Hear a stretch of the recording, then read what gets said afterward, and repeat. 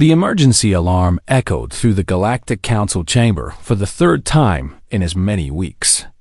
Ambassador Velther stood at the central podium, his forearms folded in a gesture that every species present recognized as deep concern. The massive holographic display above him showed a swirling mass of distorted space that grew larger with each passing hour. "The anomaly has expanded another 2 light years," Velther announced. His voice carried the weight of someone who had run out of options. "At this rate, the hyperspace lanes connecting the core systems will collapse within 40 standard days." Captain Daniel Brooks sat in the human observation gallery, his weathered hands clasped together as he studied the display. Next to him, Lieutenant Lisa Martinez tapped notes into her datapad, her dark eyes moving rapidly across the streams of data flowing past the main image. 12 sectors, she whispered. "If those lanes go down, billions of beings will be cut off from trade, medical supplies, everything." Brooks nodded but said nothing. He had seen the reports. The best minds in the galaxy had been working on this problem for 3 months. Thousands of scientists from species that had mastered space travel before humans learned to make fire had made no progress at all. Below them, Science Director Carmix stepped forward. The Zelthan physicist was from a civilization that had mapped quantum fields across half the galaxy. His species had invented faster than light travel when Earth was still covered in ice. "We have run 1.4 million simulations," Kermit said, his crystalline body reflecting the light from the displays. "The mathematics are clear. This anomaly exists outside known physics. Our most advanced quantum computers cannot predict its behavior." A murmur ran through the council chamber. Representatives from 100 worlds shifted in their seats. Some had skin, some had scales, some were beings of pure energy contained in specialized suits. All of them looked worried. "Perhaps," a voice called from the upper galleries, "we should consider evacuation protocols." 40 days is not enough time," Velther replied. "We would lose millions in the panic alone." Brooks leaned closer to Martinez. "What are they actually doing about it?" She scrolled through her datapad. "According to this, they have 6 research fleets studying it from a distance. They are collecting sensor data and running it through theoretical models." She paused. "Captain, they have been doing the same thing for 3 months and getting the same results," Brooks said quietly. "Which are no results at all," Martinez finished. On the council floor, the debate continued. Species after species proposed solutions, each more complex than the last. One suggested building a network of gravity generators around the anomaly. Another proposed using controlled antimatter bursts to collapse it from the outside. A third wanted to create an artificial black hole to contain it. Each proposal was met with the same response from Carmix. The mathematics did not support it. Brooks watched a pattern emerge. Every solution started with theory. The aliens built massive models, ran endless simulations, and only then considered action. When the simulations failed, they built more complex models. "Lieutenant," he said, "have any of them actually touched the thing?" Martinez blinked. "Sir? Have they sent probes into it? Taken physical samples? Run any actual tests?" She checked her datapad, scrolling through page after page of reports. "No, sir. The risk assessment protocols forbid direct contact until they understand what it is. But they cannot understand what it is without touching it. That does appear to be the problem." Velther's voice rose above the arguing. "The human delegation has been observing for 2 days. Perhaps Captain Brooks has something to contribute." The way he said it made clear he expected nothing useful. The humans were new to the Galactic Council. 50 years ago, they had barely achieved faster than light travel. Most species in this chamber had been exploring the stars for thousands of years. Brooks stood. Every eye, sensor, and awareness field in the chamber turned toward him. "Thank you, Ambassador," he said, his voice calm and steady. "I have a question." Comics tilted his crystalline head. "Yes? Have you tried turning it off and on again?" The chamber went completely silent. Then Carmix made a sound that the translation system struggled to process. It came through as something between a laugh and a cough. "Captain Brooks, this is not a malfunctioning toaster. This is a spatial phenomenon that defies our understanding of reality." "I understand that," Brooks said. "But has anyone considered that it might not be a natural phenomenon at all?" "Explain," Belther said, his earlier dismissive tone gone. Brooks gestured to the holographic display. "Every species here has been treating this as a mystery of physics. You have built models and run simulations. But has anyone looked at the possibility that this is something someone built?" Carmix's body flickered. "The energy signatures are unlike any technology we know." "Unlike any technology you know," Brooks said. "That does not mean it is not technology." Martinez stood beside her captain. "Sir, if I may, the anomaly appeared suddenly 3 months ago. Natural spatial phenomena do not just appear. They form over millions of years." "We considered this," Carmix said, but his tone had changed. "The pattern analysis showed no signs of artificial structure." "What kind of pattern analysis?" Brooks asked. "Quantum field mapping, gravitational wave analysis, hyperspace resonance scans. The most advanced sensors in the galaxy." Brooks descended the steps from the observation gallery to the main floor. The other delegates parted to let him approach the central display. He studied it for a long moment. "May I see the raw sensor data?" he asked. "The raw data?" Carmix sounded confused. "Captain, that is petabytes of unprocessed information. Our theoretical models have already extracted every meaningful pattern." "Humor me," Brooks said. Belther made a gesture. The display changed, filling with streams of numbers and sensor readings. To most beings in the chamber, it was meaningless noise. Martinez joined Brooks, her fingers moving across her datapad as she linked to the display. Together, they stood in silence, watching the data flow past. "There," Martinez said suddenly, highlighting a section. "Do you see that?" "Repetition," Brooks said. "Every 47 minutes, this sequence repeats." Carmix moved closer. "That is sensor interference. We filtered it out in our models." "What if it is not interference?" Martinez asked. "What if it is a pulse? Like a heartbeat?" "Or like an error code," Brooks added. He turned to face the council. "On human ships, when a system fails, it sends out a repeating signal. A call for help." The chamber erupted in discussion. Belther raised all 4 arms for silence. "Captain Brooks," he said carefully, "are you suggesting that this anomaly is a malfunctioning machine?" "I am suggesting," Brooks replied, "that you stop theorizing and start looking. Send a probe. Take a sample. Do something other than build mathematical models of a problem you do not understand.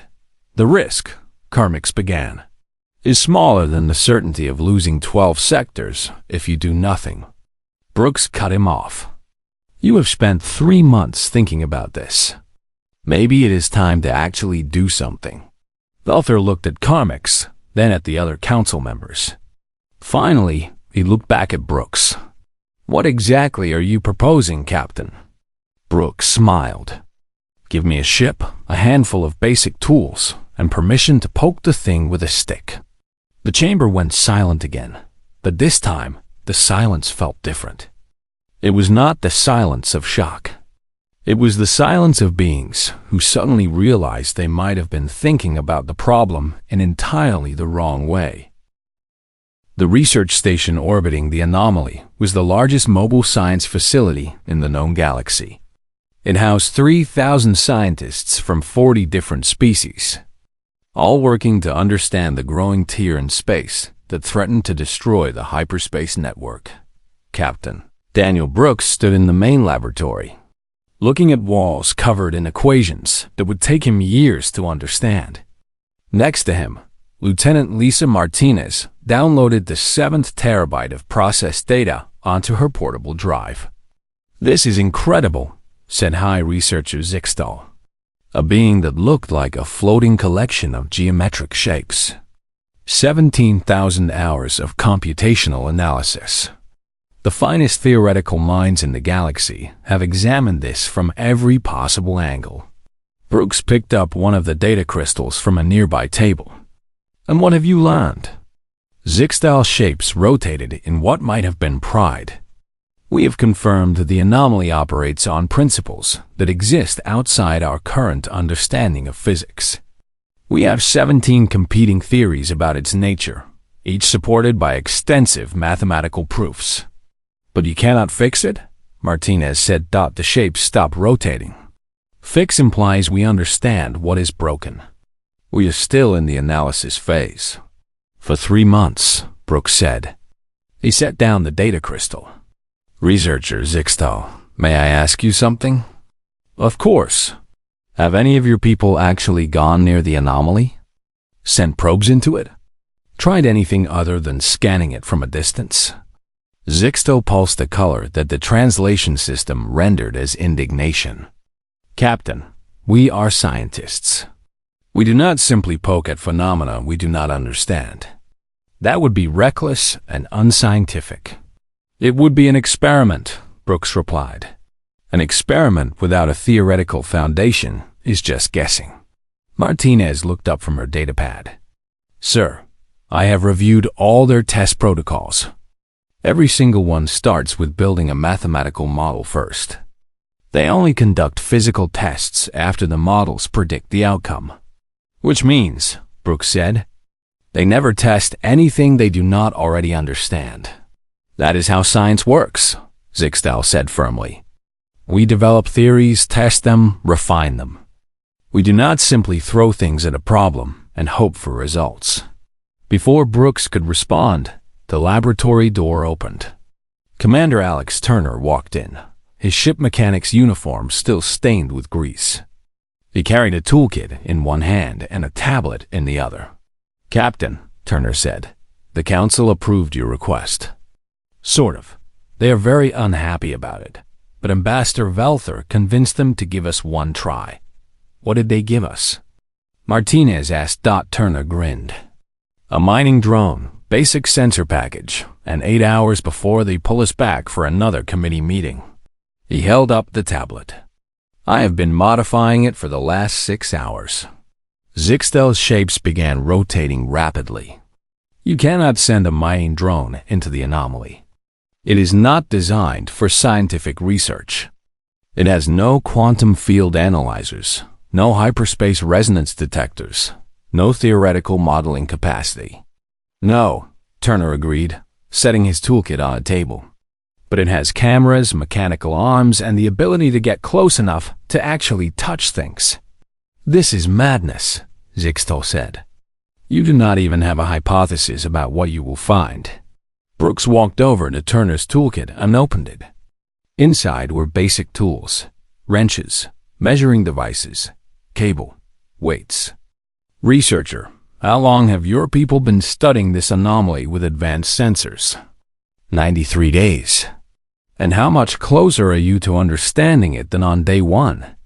Zixtal made no sound. That was answer enough. "Lieutenant Martinez," Brooks said, "prepare the drone." "Commander Turner, walk me through your modifications." The next 4 hours were chaos. Alien scientists filled the observation deck, arguing in dozens of languages about the foolishness of the human approach. Some called it dangerous. Others called it primitive. A few called it insulting to the scientific method. Brooks ignored them all. The mining drone was basic by galactic standards. It was designed to crack asteroids and pull out useful minerals. Turner had removed the drilling equipment and replaced it with the simple tools from his kit. He added extra cameras, a temperature sensor, and a basic magnetic field detector. "It looks like something a child would build," one scientist said. "Good," Turner replied. Children are not afraid to try things.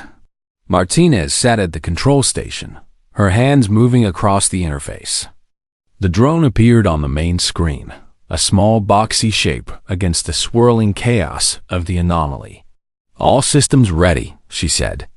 "Captain, we are good to launch." Brooks looked around the observation deck. Hundreds of beings watched with expressions ranging from curiosity to horror. Velther stood at the back, his forearms crossed. "Launch the drone," Brooks ordered. The small machine moved forward, its thrusters pushing it toward the edge of the anomaly. The assembled scientists leaned forward. Even those who thought this was foolish wanted to see what would happen. "Approaching the boundary," Martinez said. Her voice was steady, but Brooks could see the tension in her shoulders. None of them knew what would happen when the drone entered the distorted space. The drone crossed the threshold and disappeared from visual sensors. "We lost the visual feed," someone said. "But the other sensors are still working," Martinez replied. She brought up a new display. "Temperature is reading normal. Magnetic fields are—" "Wait, what is it?" Brooks asked. "The magnetic field has a pattern. It is not chaotic. It is structured."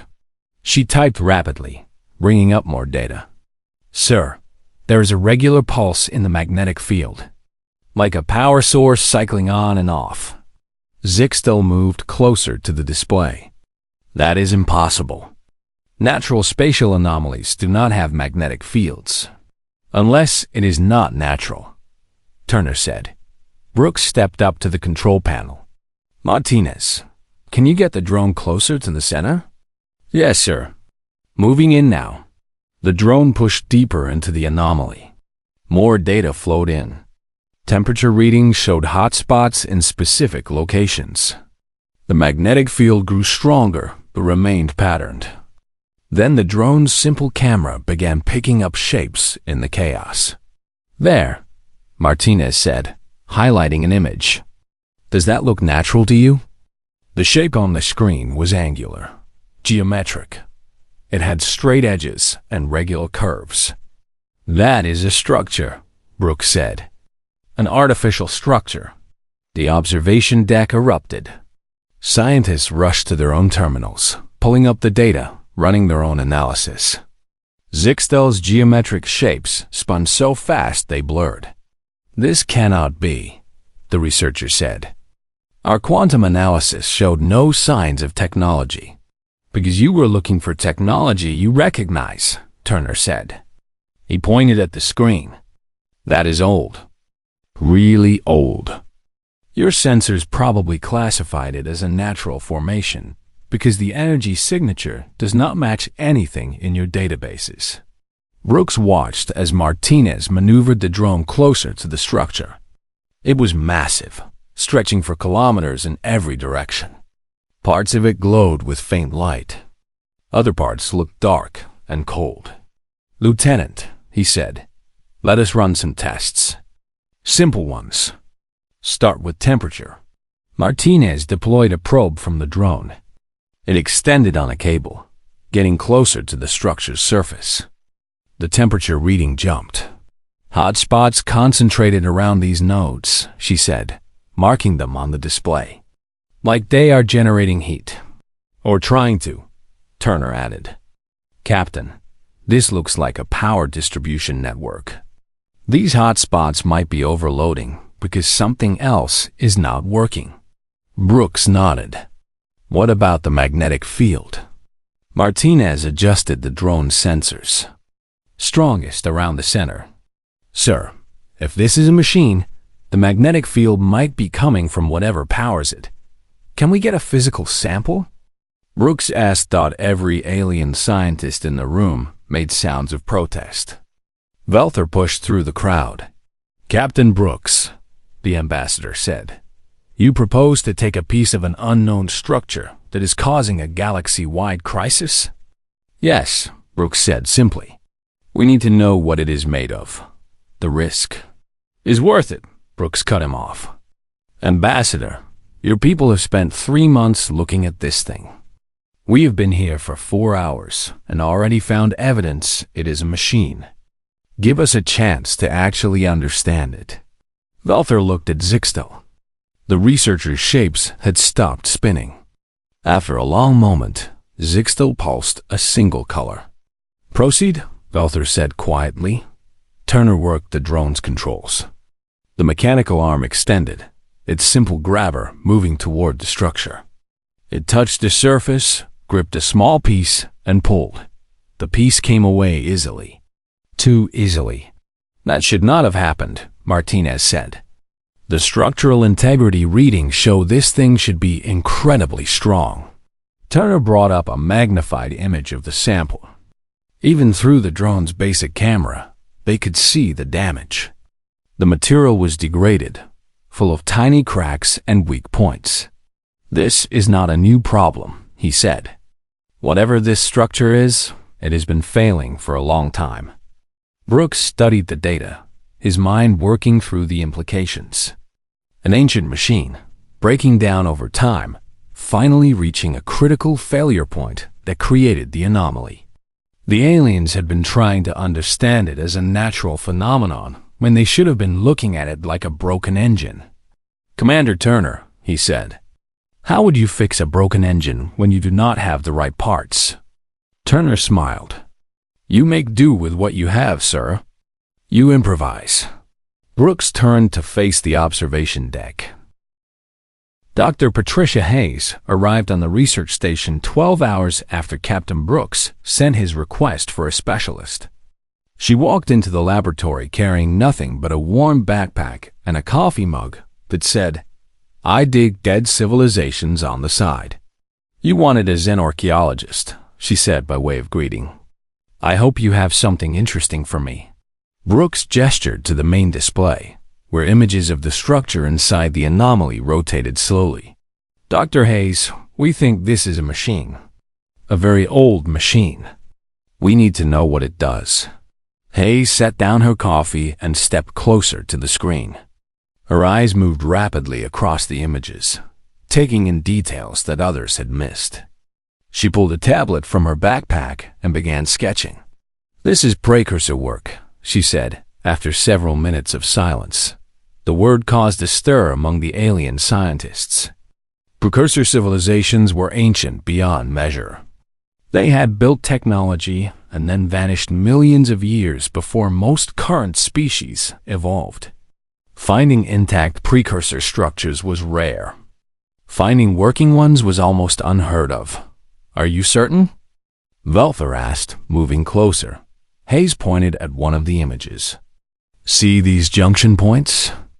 That is a precursor design pattern. I have seen it in ruins across 6 systems. They built in layers, with each layer serving a backup function for the one above it." "What does it do?" Lieutenant Martinez asked. "That is the better question," Hayes said. She pulled up more images, arranging them on the screen. "Look at the overall structure. It is positioned at a major intersection of hyperspace lanes. The power distribution network extends in all directions." She turned to face the group. "I think this is a maintenance hub. It keeps the hyperspace network running." The laboratory went completely silent. "That is impossible," Zixtel said finally. "Hyperspace lanes are natural formations.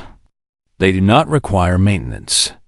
Hayes gave the researcher a look that Brooks recognized. It was the look she gave to anyone who stated something as fact without evidence. "How do you know they are natural?" she asked. Because they are. They have existed for as long as we have been traveling faster than light, which for your species is what? 8,000 years? Hayes pulled up a star map on her tablet. These hyperspace lanes connect the entire galaxy in a nearly perfect grid. What are the odds of that happening naturally? Zixtel's shapes flickered. "We never considered." "No one does," Hayes said, not unkindly. "People use infrastructure for so long they forget someone had to build it." She walked to the display and pointed at different sections of the structure. This machine has been running for millions of years, keeping your lanes stable, and now is breaking down. Commander Turner joined her at the display. Doctor, you said precursor designs use layers. Can you identify what each layer does? Hayes zoomed in on a cross-section. This outer layer looks like sensors and control mechanisms. The middle layer appears to be power distribution. And this inner core, she paused, frowning. That is the main power source. And it is damaged. How badly? Brooks asked. Very, Hayes replied. She highlighted several areas. See these fractures? The core is literally falling apart. It is trying to maintain power output, but it cannot. So it is pulling energy from the distribution network, creating a feedback loop. Martinez pulled up the sensor data from their drone. That matches what we are seeing. The power spikes correlate with the core, attempting to compensate for the damage. And the compensation is making it worse, Turner added. Classic failure cascade. The system tries to fix itself, but ends up amplifying the problem. Velther approached the display, all four arms moving in agitation. If this machine fails completely, what happens to the hyperspace network? Based on the patterns I'm seeing, Hayes said, catastrophic collapse. Not just in 12 sectors. Across the entire galaxy. The weight of those words settled over the room like a physical thing. This was not just a regional crisis. This was an extinction-level event. Then we repair it, Brooks said. His voice cut through the rising panic. Dr. Hayes, if this were a broken engine on a colony ship, how would you fix it? Hayes turned to look at him, and for the first time since arriving, she smiled. Captain, I was hoping you would ask me that. She pulled a stylus from her pocket and began drawing on her tablet. The precursor's built with redundancy. Every critical system has at least 2 backups. The problem is that all the backups have failed too. After millions of years, that is not surprising, Turner said. No, but it gives us options. Hayes sketched rapidly, creating a simple diagram. We cannot repair the core. The damage is too extensive, and we do not have the materials or knowledge to rebuild precursor power systems. But we do not need to repair it. We just need to stop the feedback loop. How? Martinez asked, leaning over Hayes' shoulder to see the sketch. We bypass the damaged sections entirely. Instead of trying to fix the core, we reroute power around it. Let the functional parts of the distribution network take over. Zixtel pushed closer. That would reduce the overall power output. The hyperspace network requires a specific energy level to remain stable. Does it? Hayes asked. Or does it just need consistent power? Have you ever tested the minimum requirements? The silence that followed was answer enough. I thought not, Hayes said. She continued sketching. We create a physical bypass here and here. We install regulators to prevent surges. We essentially lobotomize the core, cutting out the damaged parts and letting the rest function at reduced capacity. The mathematics, Zixtel began. Forget the mathematics, Brooks said firmly. Dr. Hayes, how long would this repair take? She studied her sketch, making small adjustments. With the right materials and a good team, 20 hours. Maybe 30. And the success rate? Hayes met his eyes. No idea. I have never repaired a precursor machine before. No one has. But you think it will work. I think it has a better chance than sitting here running simulations while the galaxy falls apart. Brooks looked at Velther. Ambassador, we need authorization to proceed. This is going to require sending people into the anomaly, modifying an ancient machine we barely understand, and accepting that the result will not be perfect. Not perfect? One of the alien scientists called out. You are proposing to reduce the efficiency of the entire hyperspace network. Better 90% efficiency than 0%. Turner shot back. Velther was quiet for a long moment. His forearms moved through a series of gestures that Brooks had learned meant deep thought. Finally, he spoke. "Captain Brooks, your people have been part of the Galactic Council for 50 years. In that time, you have consistently shown a willingness to attempt things that other species consider impossible or reckless." He gestured at the display. "You found a machine in 4 hours that our best scientists could not identify in 3 months. You proposed to repair technology that has not been touched in millions of years." "Yes, sir," Brooks said simply. "And you understand that if this fails, the consequences will be catastrophic. The consequences will be catastrophic if we do nothing." Velther looked around the laboratory. Dozens of species, hundreds of the finest minds in the galaxy, all waiting for his decision. He looked back at Brooks, at Hayes with her simple sketch, at Turner with grease still on his uniform. "Proceed," Velther said. "You have 48 hours. The laboratory erupted in protest. Scientists argued that more study was needed, that the risks were too great, that humans were acting on insufficient data. Hayes ignored them all. She pulled up a detailed scan of the structure and began making notes. "Commander Turner, I need you to look at these junction points. We will need to create physical connections there." Turner joined her, and the two began discussing materials and methods in terms that made the alien scientists uncomfortable. They talked about using hull plating from ships, about modifying salvaged equipment, about building things that would barely work instead of working perfectly. Martinez coordinated the logistics. She identified which ships could spare materials, which crews could help with the work, what tools were available. She built a plan not from ideal resources, but from what they actually had. Brooks watched. His people work with a feeling of pride. They were not the smartest beings in the galaxy. They did not have the most advanced technology. But they had something the others lacked. They knew how to fix things that were broken. Velther approached him quietly. "Captain, may I ask you something?" "Of course, Ambassador." "Your people, you are comfortable with this? With attempting repairs on something you do not fully understand? With accepting an imperfect solution?" Brooks considered the question. "Ambassador, humanity spent most of its history barely surviving on a planet that tried to kill us in new ways every season. We learned early that perfect solutions do not exist. You work with what you have, you fix what you can, and you accept that good enough is sometimes the best you can do. Your world was truly that dangerous? Our world taught us that the difference between life and death is often just the willingness to try something, even when you do not know if it will work." Velther's arms moved in a pattern Brooks had not seen before. When he spoke, his voice was quiet. "Captain, I must admit something to you. The Council approved your mission, not because we believed you would succeed. We approved it because we had run out of other options." "I know," Brooks said.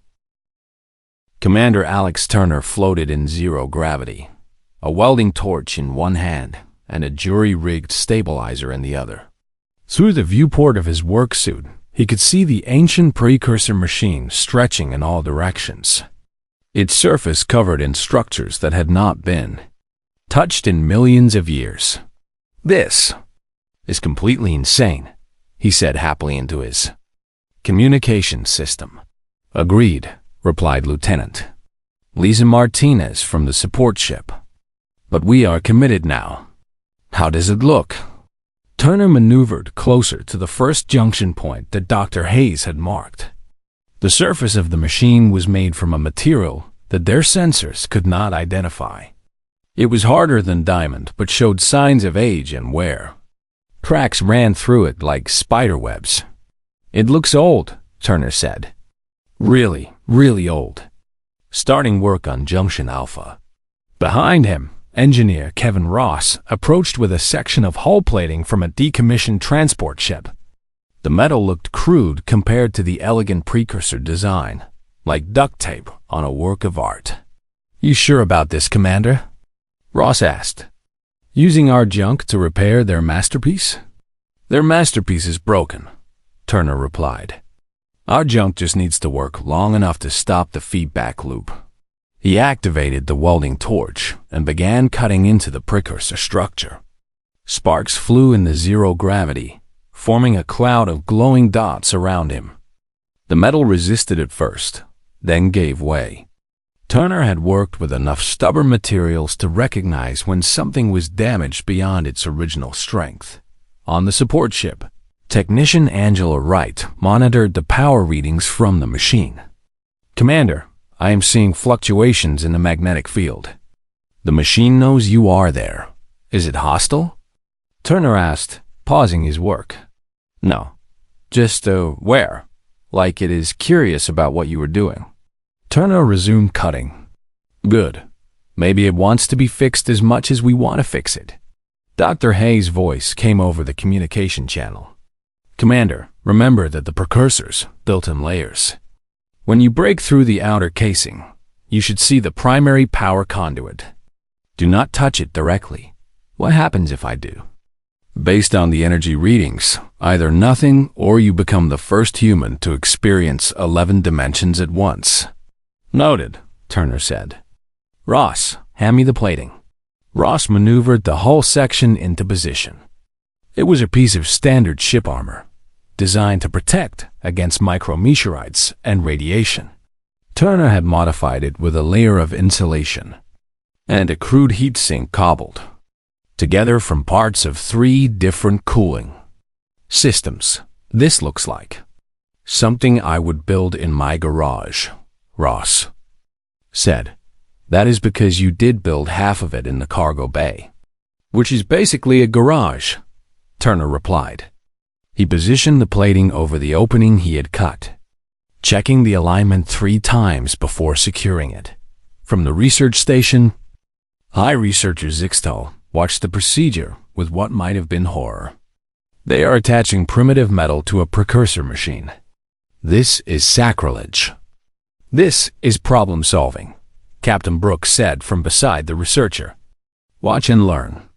Turner sealed the first junction point and moved to the second. This one was trickier. The damage to the precursor structure was more extensive, and the power conduit underneath was partially exposed. Working here meant getting close to energy levels that could vaporize his ship if something went wrong. Angela, he called, I need you to monitor the power fluctuations. If they spike above safe levels, you pull me out immediately. Understood, Commander. You are clear to proceed. Turner began cutting. The precursor material here was even more degraded, crumbling away under his tools. He worked carefully, removing the damaged sections and exposing the power conduit beneath. It was beautiful. Even after millions of years, the conduit glowed with a soft blue light, pulsing in a steady rhythm. Energy flowed through it in patterns that Turner's instruments could barely detect. I can see why they think this is magic, he said quietly. It is not magic, Hayes replied. Just very advanced engineering. Keep working. Ross handed him another piece of modified hull plating. This one had been fitted with a quantum stabilizer that Turner had salvaged from the research station's coffee maker. The station's food service department had not been happy about losing their equipment, but Hayes had convinced them the fate of the galaxy was more important than hot beverages. If this works, Ross said, we just fixed an ancient machine with a part from a coffee maker. When this works, Turner corrected, we will have proven that function beats elegance every time. He installed the second bypass. The modified plating was not pretty. It did not match the smooth lines of the precursor design. It looked exactly like what it was, a crude patch job using whatever materials were available. But the power readings stabilized. Commander, Angela called. Excitement in her voice. The feedback loop just decreased by 15%. 1 junction down, Turner said. 7 more to go. The work continued for hours. Turner and his team moved from junction point to junction point, cutting away damaged precursor technology and replacing it with human improvisation. They used hull plating, cooling systems from ship engines, power regulators from mining equipment, and duct tape. Lots of duct tape. The alien observers watched in growing amazement and horror. They saw humans treating a precursor machine the way a mechanic would treat a broken ground car. There was no reverence, no careful study, just practical problem solving. They are using duct tape, one scientist said, on a machine that has maintained the hyperspace network for millions of years. Duct tape. It is working, Velther said quietly. Look at the power readings. The ambassador was right. With each bypass Turner installed, the feedback loop decreased. The dangerous power spikes became less frequent. The anomaly's expansion slowed, but not everyone was convinced. This is temporary at best, Zixtal said. Those crude repairs cannot possibly hold for long. The machine requires precision, not improvisation. Hayes turned to face the researcher. How long did your precise calculations suggest the machine would last before a complete failure? 17 days. And how long do you think our crude repairs will hold? Zixtal's shapes rotated slowly. I do not know. Exactly, Hayes said. You are thinking in absolutes. Perfect or broken. But humans learned a long time ago that most things exist in the middle. Our repairs do not need to last forever. They just need to last long enough. Long enough for what? For you to build a proper solution. We are buying you time. On the 6th junction point, Turner ran into a problem. The damage was worse than expected, and his modified hull plating would not fit properly. He floated there, studying the problem, while the rest of his team waited. Commander? Angela asked. Are you okay? Just thinking, Turner replied. He looked at the damaged section, then at his tools, then back at the section. Ross, do we have any of that flexible conduit left from the mining drone? Yeah, about 3 meters. Why? Because we are going to do something really stupid. Turner took the flexible conduit and began wrapping it around the damaged section like a bandage. Then he covered it with layers of heat-resistant tape and sealed the whole thing with quick-setting polymer foam used for emergency hull repairs. Commander, Angela said carefully, that is not going to hold. It does not need to hold forever, Turner replied, echoing Hayes' earlier words. It just needs to not fail before we finish the other 2 junction points. He moved to Junction 7. His impromptu repair on Junction 6 was already showing strain, but the power fluctuations had decreased. It was working, even if it looked like it should not. Ross joined him at Junction 7, carrying the last piece of modified hull plating. This is it, Commander. Last of our materials. Then let us make it count. They installed the 7th bypass with Careborn from practice. Turner had learned the rhythm of the work. Cut away the damaged material, expose the conduit, fit the plating, seal it tight. It was not elegant, but it was effective. Junction 7 complete, he reported. Moving to the final position. Junction 8 was the largest and most critical. It sat at the center of the precursor machine, right where the power distribution network connected to the damaged core. This bypass would not just reroute power. It would fundamentally change how the machine operated. This is it, Hayes said over the communication channel. If this works, the feedback loop should collapse entirely. And if it does not work? Turner asked. Then the machine will try to route power through your bypass, fail, and probably explode in a way that makes the current anomaly look small. No pressure then. Turner approached the final junction. Unlike the others, this one still had some integrity. The precursor materials here were damaged but not destroyed. He would need to integrate his repair with the existing structure rather than replace it entirely. Angela, I need you to feed me power readings in real time. I am going to have to do this while the machine is active. Commander, that is incredibly dangerous. I know, but we do not have time to shut it down, and I am not sure we could restart it if we did. He began cutting, working slowly and carefully. The machine pulsed around him, energy flowing through conduits just centimeters from his hands. One mistake, one slip, and he would be dead. Ross anchored himself nearby, ready to pull Turner clear if something went wrong. Angela watched the power readings, calling out fluctuations as they occurred. Hayes guided him through. The Galactic Council chamber was silent in a way that Ambassador Velther had never experienced before. 300 representatives from across known space sat in their designated areas, watching the holographic display that showed the anomaly collapsing in on itself. The crisis was over. Velther stood at the central podium, his forearms folded in a gesture that usually indicated satisfaction. But he did not feel satisfied. He felt unsettled in a way he could not quite name. "The final reports are complete," he announced. "The precursor machine is stable.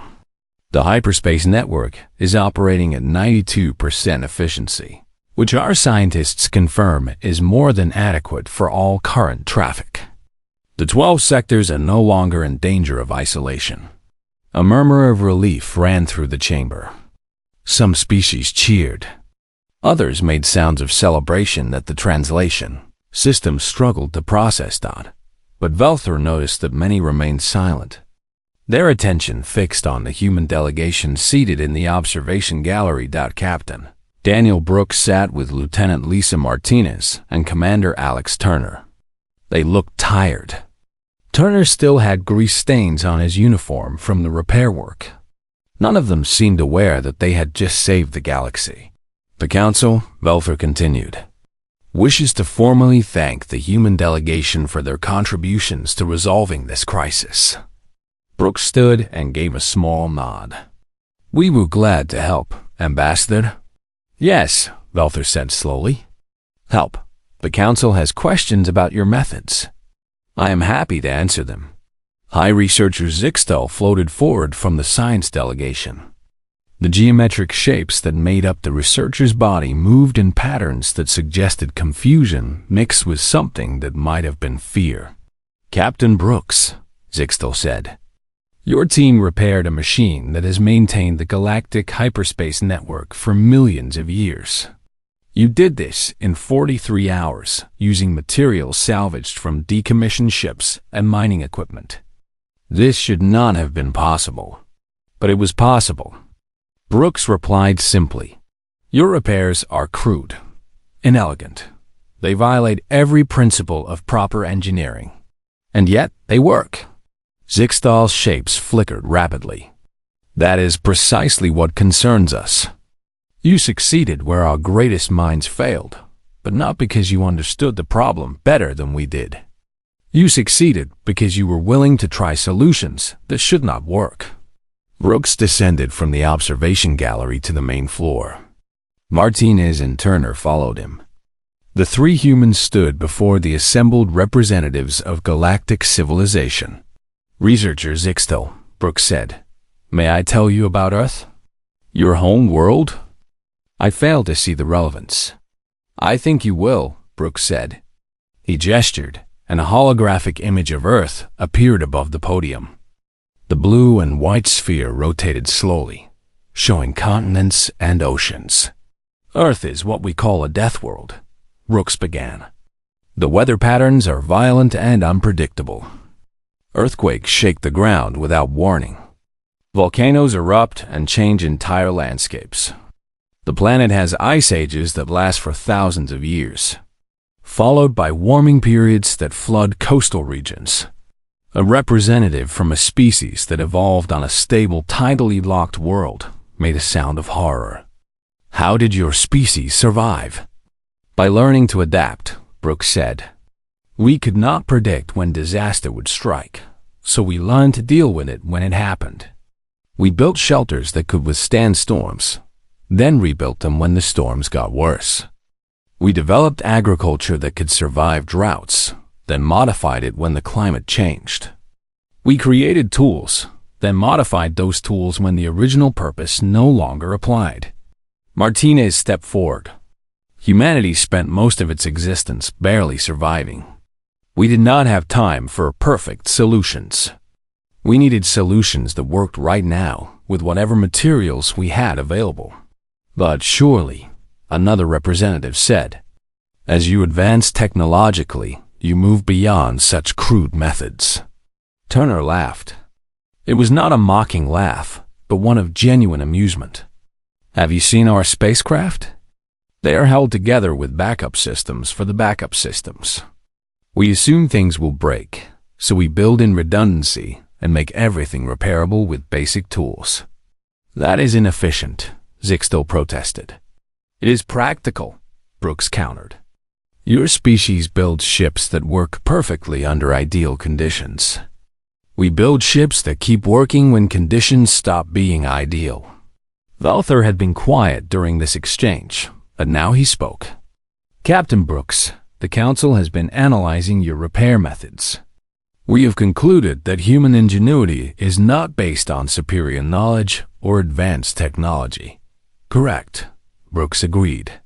Instead, it appears to be based on a willingness to attempt solutions without fully understanding the problem, to use inappropriate materials for tasks they were not designed for, and to accept results that are merely adequate rather than optimal. Also correct. This troubles us greatly. Brooks met Velther's eyes. Why? Because we cannot replicate it, Velther said quietly. We have studied your methods. We have reviewed your procedures. We understand what you did, but we do not understand how you knew to do it. Dr. Patricia Hayes, who had been sitting quietly in the observation gallery, stood and joined the other humans. Ambassador, may I explain? Velther gestured for her to continue. Every species in this council evolved on worlds that were, by human standards, gentle, Hayes said. Stable orbits. Predictable weather. Environments that change slowly enough for evolution to keep pace. Your civilizations developed over millions of years of steady progress. She pulled up her tablet and displayed a graph. Look at human history. Every few thousand years, we faced an extinction-level event. Ice ages, volcanic winters, asteroid impacts, climate shifts. Our population dropped to just a few thousand individuals multiple times. That is horrific, someone said. That is why we are different, Hayes replied. Your species learned that careful planning and perfect execution lead to success. Our species learned that survival belongs to whoever can adapt fastest. You see a problem and spend years developing the ideal solution. We see a problem and grab whatever is nearby to solve it right now. But this means, Zixtel said slowly, that human ingenuity is not a skill that can be taught. It is a survival instinct. Yes, Brooks said. And that is what terrifies you, is it not? You can teach mathematics. You can teach engineering. You can teach science. But you cannot teach someone to look at an impossible problem and refuse to accept that it is impossible. The council chamber was silent again. This time, the silence carried a weight of understanding. Velther's arms moved through a complex series of gestures. When he spoke, his voice was careful. Captain Brooks, the council must ask, if humanity can solve problems that should be impossible, what limits exist on what you might attempt? Brooks considered the question. The same limits that exist for everyone else. We do not want to conquer the galaxy. We do not want to dominate other species. We just want help. But you do not ask permission before helping, Zixtel said. You identified the precursor machine as repairable and began working on it before receiving full authorization. You used materials and methods that violated established protocols. You succeeded, but you could have failed catastrophically. We could have, Brooks agreed. But we did not. This time, Zixtel said. What about next time? What happens when human ingenuity is applied to a problem where crude improvisation leads to disaster? Martinez stepped forward. Researcher, we are not reckless. We calculate risks. We plan. We prepare for failure, but we also recognize that sometimes the risk of trying is less than the risk of doing nothing. And sometimes, Turner added, the perfect solution does not exist. Sometimes good enough is the best you can hope for, and you have to accept that. Admiral Christine Morgan entered the council chamber at that moment. The human fleet commander had arrived from Earth to observe the proceedings. She was older than Brooks, with gray hair and the bearing of someone who had spent decades making difficult decisions. "Ambassador Velther," she said, "may I address the council?" "Of course, Admiral." Morgan walked to stand beside Brooks and his team. "I have been listening to this debate. The council is asking the wrong question. You should not be asking what limits exist on human ingenuity. You should be asking what humanity can accomplish when we work together with other species." "Explain," Velther said. "You have scientists who can build theoretical models that predict outcomes with incredible accuracy. We have engineers who can turn those models into working reality, even when the materials are wrong and the conditions are not ideal. You have species with millions of years of accumulated knowledge. We have species with the experience of having to reinvent ourselves every few thousand years." Morgan gestured at the holographic display showing the precursor machine. "Look at what we accomplished in 2 days. Your people identified that something was wrong. Our people figured out how to fix it. Together, we saved the galaxy." "Together," Velther repeated thoughtfully. "The galaxy does not need to fear human ingenuity," Brooks said. "It needs to figure out how to use it. We are not a threat. We are a resource. An unusual resource, maybe. One that makes you uncomfortable. But a resource nonetheless." Velther looked around the council chamber. He saw fear in some delegations, uncertainty in others. But he also saw something else, possibility.